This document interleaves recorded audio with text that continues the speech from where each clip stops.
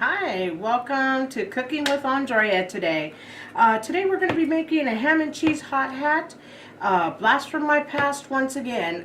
Grew up eating these. Super delicious. Many flavors we had back in the day when we were growing up, but this is my version of a hot hat.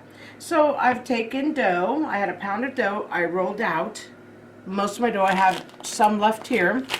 And then I have some Havarti cheese. I have a mixture of cheddar and Monterey. And then I have some provolone. And then I have some really wonderful deli sliced off the bone ham here. And that's going to go in my hot hat today. And it's going to be delicious. Have a little bit of egg wash. And then I'm going to put some toasted sesames on it as well. So we're going to get started. Oh my gosh. I'm going to go ahead and I put 4 nice slices of Havarti and 4.5. And then I'm going to go ahead and I'm going to get the ham and I'm going to put it out like this. I'm making a giant hot hat for me and my family. We're going to share this for lunch. And basically, hot ham and cheese. You can't go wrong. I took 2 pieces of provolone. Basically, this is such an easy dish. It's basically pizza dough you can make from scratch or you can buy it. Ham, cheese, and then we're going to put it in the oven for till golden brown. I would say 35 to 40 minutes till golden brown. It depends on how your oven cooks. So basically, we're ready to roll it now. We put our cheddar Monterey Jack cheese on there, and we are ready to roll this up.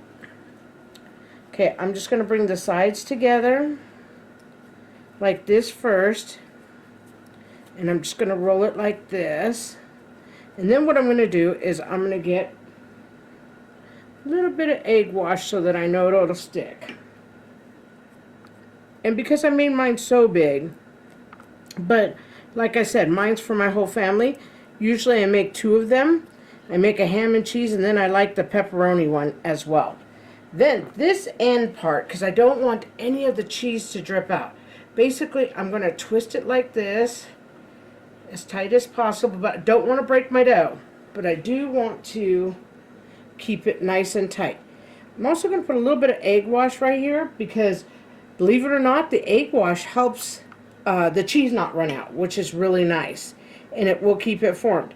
And so I don't want it sitting down like that. I want it more rolled like this, puffed up.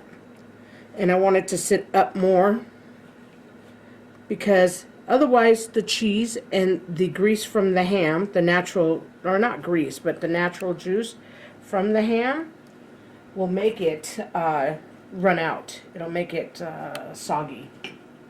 So it has to sit like this so that it can rise. And then what I do is I'm going to take a fork. Oops, we're going to just put that like that. And that'll stay as soon as it gets in the oven. And I'm going to take it just like that, because I notice if you open the top just a little bit, it'll keep it from, it'll let the air escape. It'll keep it from letting everything ooze out. And then what I do is I just egg wash it just a little bit. Boy, this piece is going to give me a hard time. But it's okay. We don't mind. Give me a hard time. If you didn't have a hard time in cooking, it wouldn't be cooking. And then what I'm going to do is just put some sesame seeds on it, and I'm going to put it in the oven, and we're going to be ready to go.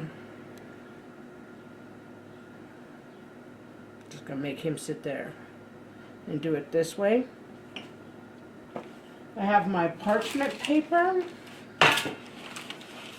And I'm just going to pick this up, roll him this way, pick him up. He's pretty tough. And dry my hands off. And like I said, he's going into the oven for about 35-40 minutes, till golden brown basically. I had the oven preheating 400 degrees for about 30 minutes. So here we're going to go. We're going to cook on 400 as well. Okay, we'll be back. We're back. Look at 30, it only took about 17 minutes to cook this.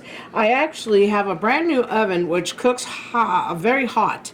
I also was reading, you know, on baking and so forth, so I actually ended up turning my oven to 400, like I said earlier, whereas before I used to cook it at 350 for 30-35 minutes till golden brown. It only took about 17 minutes to cook this, and it's beautiful brown. So what I'm going to do is I'm going to cut it at an angle, and then I'm going to set it up.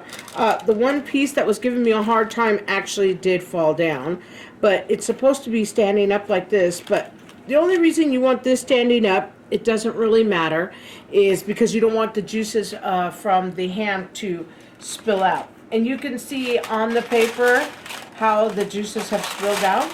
But let's give this a cut. Oh my goodness. Woohoo! This is a big fat one. Pizza cutter, here we come. And then what I'm going to do is I'm going to set it up like that. Look at that beautifulness. That is all the ham juice, and it's all the cheese. It looks delicious. So, oh, see how it cooked on the bottom? Everything came out very nice. So, if you like the content, please like and subscribe and enjoy your ham cheese version of your hot hat. Thank you.